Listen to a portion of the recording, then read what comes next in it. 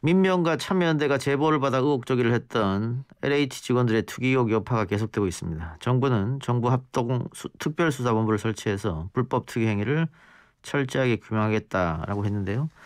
정치권에서도 관련 법안 마련에 박차를 가하고 있습니다. 이런 가운데 민변에서 추가 의혹을 제기했는데요. 민변 민생경제위원장 맡고 있는 김태근 변호사 연결해서 추가 의혹은 어떤 건지, 정부의 진상규명 진행 사항은 어떻게 보고 있는지 자세한 이야기 나눠보겠습니다. 변호사님 나와 계십니까? 네, 안녕하세요. 김태훈 변호사입니다. 저희가 지난주 의혹 제기되고 참여연대 쪽 연결해서 자세한 얘기 나눠봤습니다만, 민변과 참여연대 쪽에서 추가로 제기한 의혹이 있더라고요. 어떤 겁니까? 기존에 1차에 제기했던 내용이랑 대동소이한 부분이고요. 예. 이와 관련해서는 똑같은 방식의 투기 건을 제가 제기를 했던 거고, 이와 관련해서 좀 시간을 주시면 제가 저희가 기자회견을 한 이유를 좀 설명을 드리고 싶어요. 예.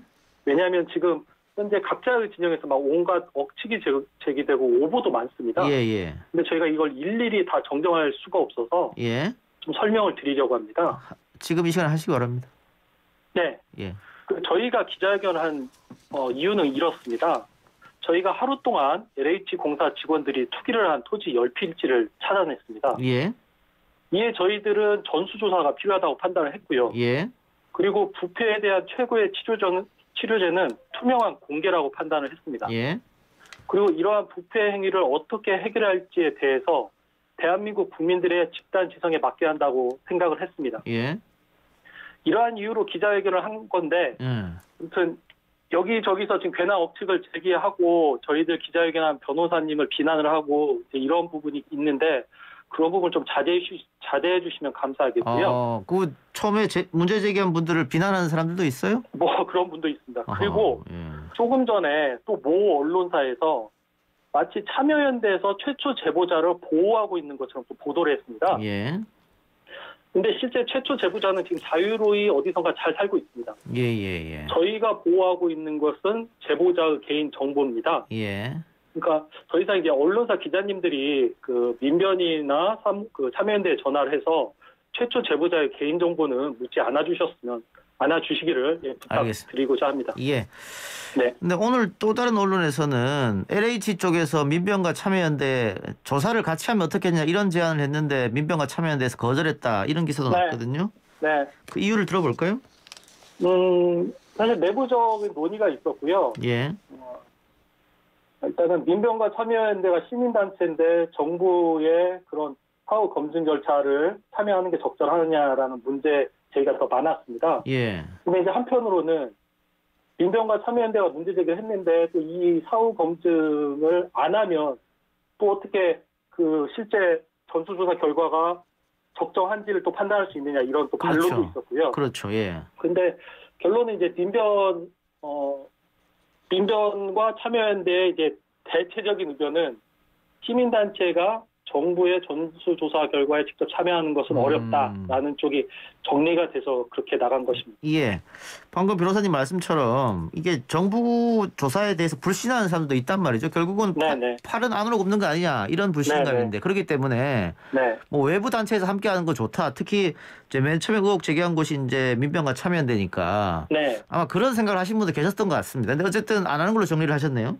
네, 그렇고 저희 생각은 꼭 민변과 참여연대 아니어도 언론사 또는 감사원, 기타 등등의 신뢰할 수 있는 부분하고 같이 이거를 전수조사 결과를 검증을 하면 되지. 꼭 민변과 참여연대가 꼭 정부의 전수조사 결과를 발표하는 게 적정하느냐에 대한 의견이 좀 더 많았습니다. 자, 일단 대통령은 가능한 행정력, 수사력을 총동원하라 이렇게 수사팀에 힘을 좀 실어줬고요. 네. 정부도 진상규명 강력한 책임자 처벌을 하겠다. 이게 각 부처 관계자들마다 나와서 다 이야기를 하고 있는데 변호사님 보실 때 정부의 전수조사 상황 어떻게 보고 계십니까? 오늘 압수수색도 하긴 했던데. 일단은 이 부분은 저희가 기자회견을 한 이유도 전수조사 필요성 때문에 한 거고요. 예. 일단은 정부의 전수조사 결과가 나와야 합니다. 예. 왜냐하면 개인정보가 있고 그걸 맞춰가야 하기 때문에 전수조사 결과가 나와야 하고 나오면 그거에 대해서 수사기관에서 강제수사의 필요성이 있으면 강제수사를 하는 게 맞고 그리고 그동안 LH공사가 제대로 업무를 했는지에 대해서는 감사원이 직접 감사를 하는 게 맞고, 그리고 이런 수사기관의 강제 수사 결과와 감사원의 감사 결과까지 모두 나오면 그 다음에는 현재의 부패 시스템에 대해서 국회가 어떻게 바꿀 것인지, 지난 1970년 강남 신도시로부터 벌써 50년 동안 이 공직자 부동산 투기는 계속되어 왔습니다. 예. 그런데 이에 대해서는 최종 가장 중요한 역할은 국회라고 생각하고 있습니다. 일단 그럼 전수조사 결과를 보면서 네. 그 다음 대책을 마련한다는 걸 또 한번 지켜봐야 한다 이 말씀인데, 네. 지금 뭐 변호사이시니까 더 잘 아시겠습니다만 지금 한쪽에서 나온 이야기는 이렇게 지금 전수조사하고 정부에서 강력히 처벌하겠다는 의지를 보여도 현행법상 과연 이 사람들을 처벌할 수 있겠느냐, 특히 나는 특정 정보를 받고 부동산을 투기한 게 아니다, 나의 감으로 했다, 이랬을 때는 증거가 어디 있겠느냐, 뭐 그런 회의적인 얘기도 좀 나오더라고요. 네. 그런 부분에 대해서는 어떻게 예상하세요?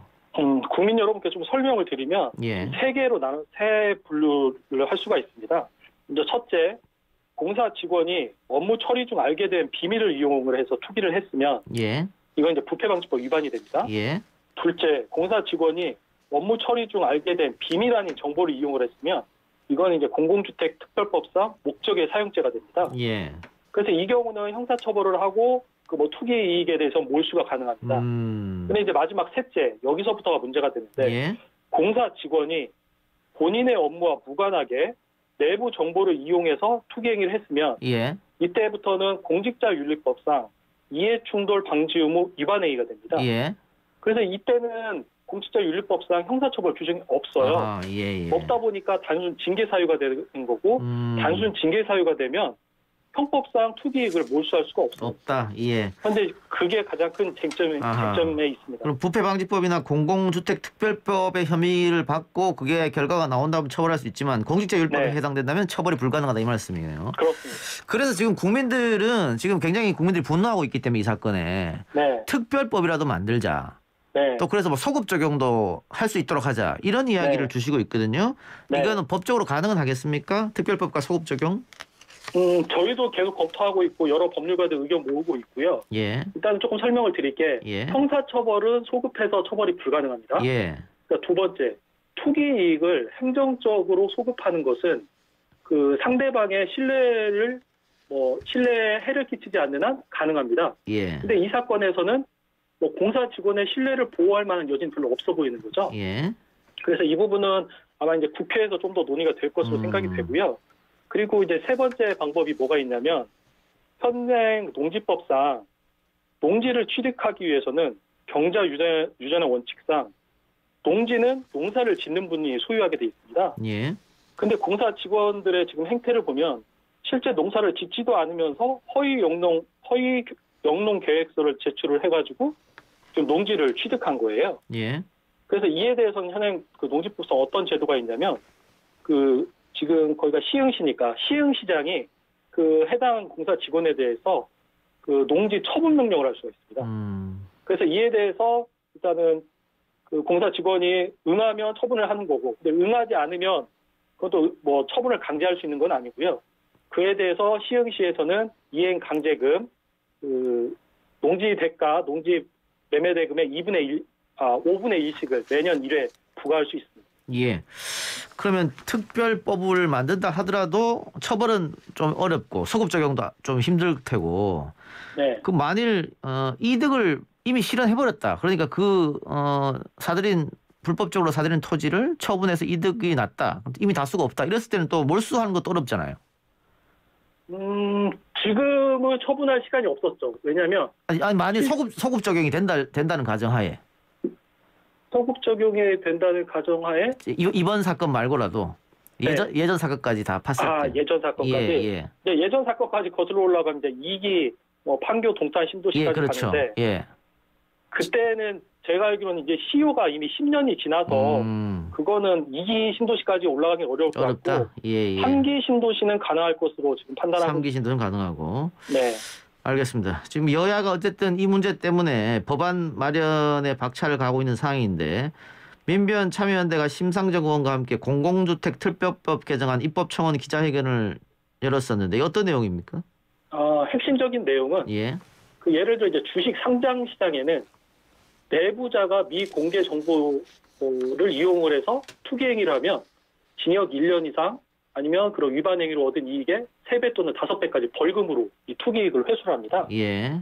좀 더 예를 들면 그 백신을 개발할 것 같다. 그러면 이 주식을 먼저 사면 이익을 얻을 거 아닙니까? 그렇죠. 아니면 백신을 개발할 것 같은데 실패했다더라. 근데 이 정보를 먼저 얻어서 팔면 손실을 회피하겠죠. 예. 그래서 이런 내부자의 미공개 이용행위에 대해서 그 주식 그 증시에 상장된 기업의 그런 내부자 거래 행위에 대해서는 자본시장법상 이렇게 엄벌을 하는데 이게 공직자의 부동산 투기 행위는 똑같습니다. 예.